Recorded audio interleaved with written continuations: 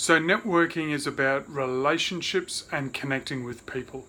So one of the ways you're going to get great connections is by asking.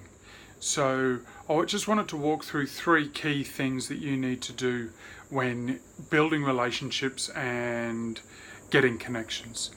The first one is you need to prepare. You need to have a really clear idea of what that connection looks like, who they are, what they do, what's unique about them, and make it easier for the person you're asking to identify them.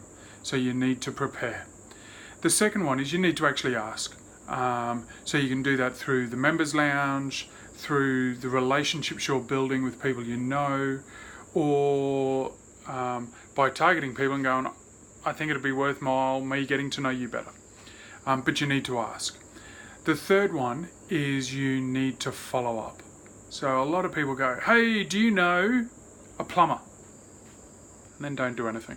People get busy. They don't mean to not reply, but they get busy. Make it easy for them, but follow up. Don't be badgering them, but just check in and say, hey mate, I was asking this, I'm not sure whether you can help me or not. If you can't, that's completely cool. Just let me know so I don't annoy you. But if you can, when can we have that chat? So 3 steps: prepare, ask, follow up.